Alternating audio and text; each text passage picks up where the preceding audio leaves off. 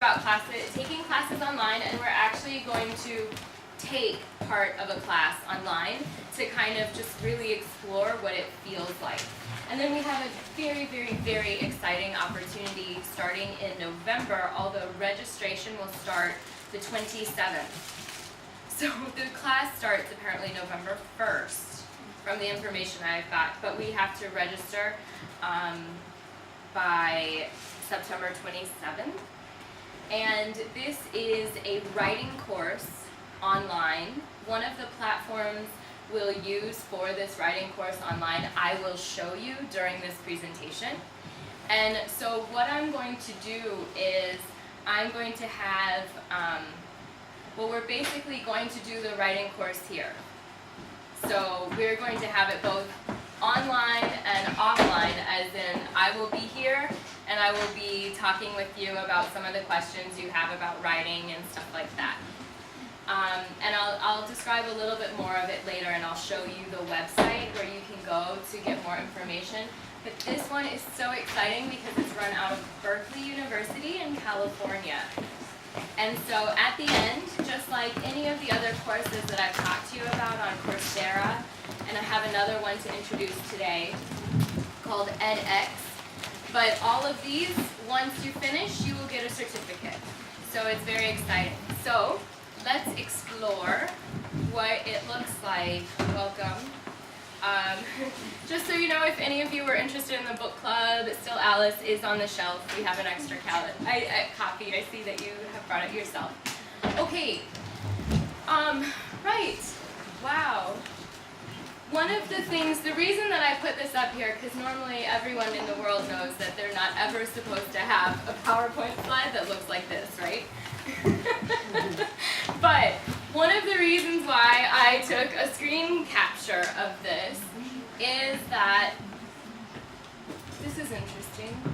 Okay, there's maybe a slight problem with the projector, but that's okay. Is basically this talks about why we're going into online learning.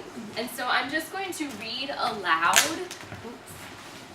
what it says, because this is the pedagogical foundations of online learning and why. For some reason we can't get the whole screen online. Do you know why? Like, it should look like the future and there should be the pedagogical, but it only starts with the emphasis of online learning. No? Okay, no problem. That's okay, don't worry about it. So basically, the pedagogical foundations for online learning. Ladies, please feel free to come around. Don't smush yourself all in one corner. The design of our platform, and this is for Coursera. And you all know that I've discussed Coursera before, right? Last week we saw what class on Coursera? Do you remember what was it called? Psychology. Very close. Social psychology, right? So, based on that experience, let's listen to a little bit about the pedagogy of why we want online learning, or why online learning is what it is. So the design of our platform is based on sound pedagogical foundations that aim to help students learn the material quickly and effectively. The design is inspired by the work of many researchers who have helped shape our understanding of pedagogical techniques that contribute to student learning and engagement. While there are many papers that contributed to our understanding of key ideas in pedagogy, here are a few that are particularly influential for why they decided to do this. So talking about the efficacy of online learning, there is sometimes controversy regarding the extent to which online instruction is as effective as face-to-face instruction, right? We've discussed that ourselves in here. In September 2010, the Department of Education issued a detailed report that conducts a meta-analysis of 45 published studies that compare online and face-to-face learning. This analysis demonstrates very convincingly that online learning methods are, on average, at least as effective as face-to-face learning. Further, hybrid methods, which involve both methods of instruction, and is being offered by our partner institutions to many of their on-campus students using our platform are considerably more effective than either method alone. So in some ways I look at this as like, are you going to be grammar-based or communicative? You have to integrate both methods in order to really get students engaged in language. In the same way, do we want, obviously we don't want all online, but face-to-face and online is even more effective as a method for transmitting knowledge than one or the other. Isn't that interesting? So all the things we've been talking about for the past year and 1 month now are sort of already stated in here. So that was exciting for me, so I wanted to share it with you. Whoa, this is really not working. Let's reload. Maybe Oh. I will switch off and switch on again. Oh.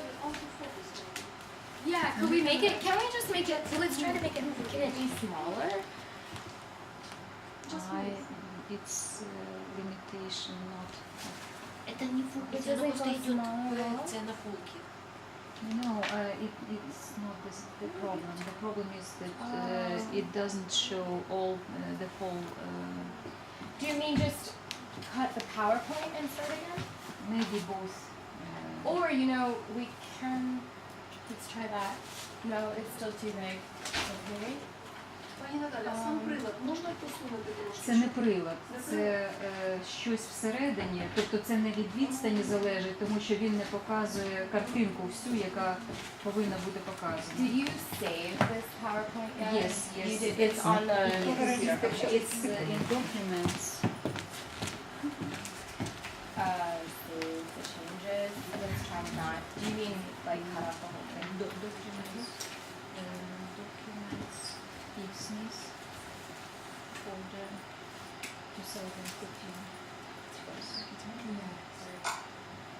2015. This one or this one? No, This no, one. this middle one.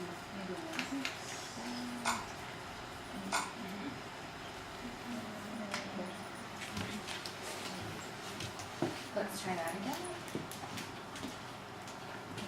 Just 1 second, 2 seconds. Probably more. If not, at least I can just go through the slides even, because I don't want to take the time to restart everything if that's okay.